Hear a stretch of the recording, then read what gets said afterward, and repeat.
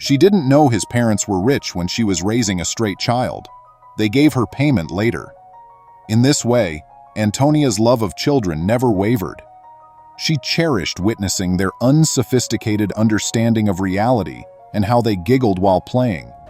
But because she consistently had issues with her relationships, she was never able to produce children of her own. Welcome to USA Stories channel. Do not forget to subscribe and activate the bell button to receive all new updates. Now let's go to the story. If it wasn't because they couldn't understand each other and have a meaningful relationship, it was because her suitors were never interested in having a family of 3. Beyond that, at 35, Antonia had made the decision to become an assistant in an orphanage.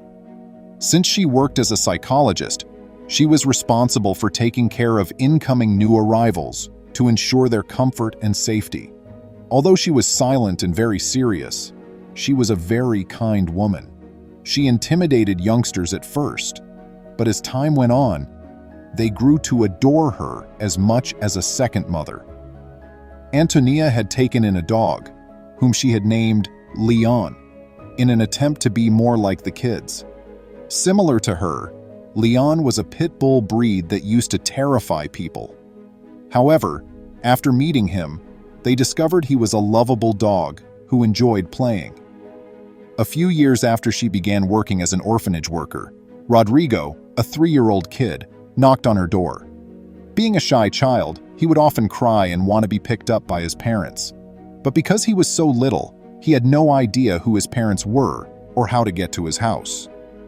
At first, it was not her task to attend to Rodrigo because of how small he was, but he adored being behind Leon.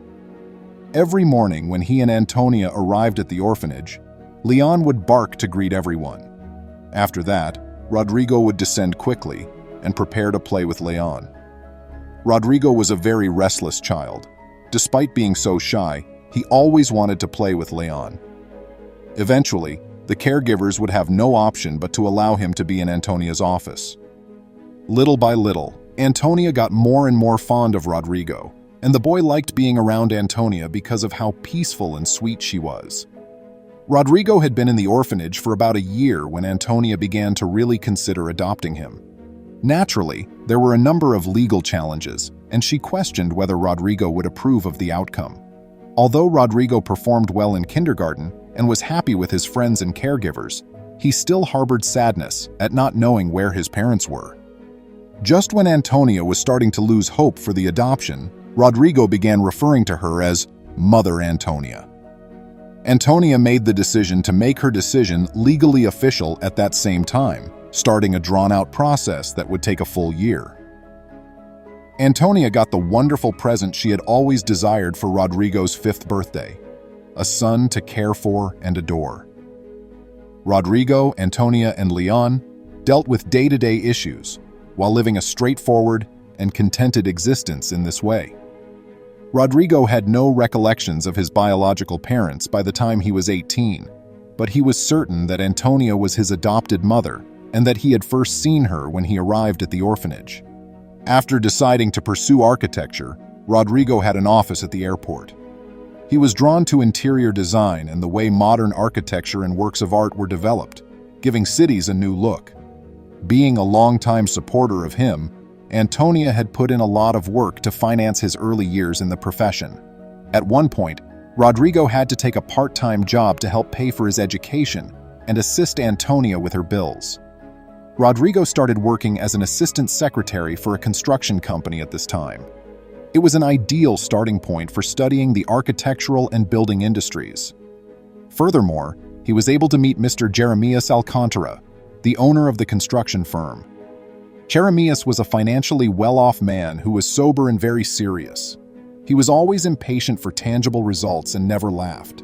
The workers closest to him left their jobs after less than a year, and he did not inspire much sympathy within the organization. That's exactly what transpired with Rodrigo's assistant. Rodrigo's supervisor resigned one morning and never showed up, despite numerous calls from the head architect. Rodrigo assumed the role of chief secretary to the chief architect in this fashion. Thus, he started corresponding with Mr. Jeremias more often. Rodrigo picked up the new duties quickly, because he was a quick learner and had an agile mind.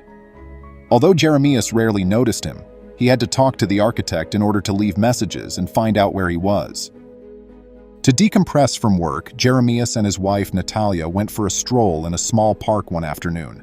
He ran into Rodrigo and Antonia at that moment, who were strolling with Leon as well. Saluting Mr. Jeremias and presenting Antonia as his mother, Rodrigo went up to him. Warm hands were exchanged between Jeremias and his wife. But Natalia could see that Rodrigo bore a striking resemblance to her husband in his youth. She was so concerned that she questioned Jeremias whether Rodrigo was a family member who was going to start working for the company. Jeremias declined and inquired as to why she thought so. In order to avoid being accused of being similar to Jeremias's brother, Natalia claimed that she had made him resemble him. Natalia was uncomfortable with this interaction since many years earlier, when returning from a pleasure trip at an airport, she and her husband had lost their little 3-year-old son. Because Natalia could not stop thinking about the meeting, she made the decision to look into Rodrigo and Antonia's backgrounds. She quickly discovered that Antonia was not actually his biological mother. After discovering the truth, she made the decision to confront her spouse about her misgivings, expressing that she believed Rodrigo might be the child she had abandoned so many years prior. Initially, Jeremias rejected his wife's views and chose not to explore the history that had brought him so much suffering. Nevertheless, he soon noticed that there was something oddly familiar about the youngster, the way he worked, and the small aspects of his personality. He felt quite uneasy about this, especially after his wife brought up the idea once more. Knowing her husband wouldn't be present, Natalia made the decision to invite Antonia to her home one day. Even though Antonia was shocked to receive the invitation, she chose to accept it without telling Rodrigo anything. After greeting her with great courtesy and offering her coffee, Natalia felt it was appropriate to inform her of the reason behind her call. She inquired about Rodrigo's origins and the reason for his name. The questions made Antonia a little uneasy, so she explained that although she had adopted Rodrigo from the orphanage where she worked, she was not his real mother. Natalia lost all composure at that point and started crying. Feeling bewildered, Antonia requested Natalia to settle down. Natalia confessed, shedding tears, that she had had a kid many years ago, but she had lost sight of him for a brief moment on the way back from a pleasure trip and had never been able to locate him. They were unable to locate her son, no matter how many police stations, orphanages, and private investigators they hired. She knew it had to be Rodrigo. Antonia and Natalia both started crying at that point, and Antonia told her that she had searched for Rodrigo's parents, but had not even been able to locate a hint. Natalia expressed her sincere gratitude to her for raising her son and expressed her desire to remain in her life, provided she was granted permission. Antonia informed her that they did not require any of the products or money that she had offered in exchange. She welcomed them into her family and told her that nothing in the world could compare to the immense love she had for her son. Natalia realized that although she had asked God for another lady to have the same love, she had prayed with deep anguish over the loss of her son. Now that they could both enjoy it, they would grow and improve. We appreciate you coming to see us. Please remember to subscribe to our channel, give us a thumbs up, and turn on the notification bell so you won't miss any of our videos. If you enjoyed the tale, the next video that plays on your screen will probably move you too.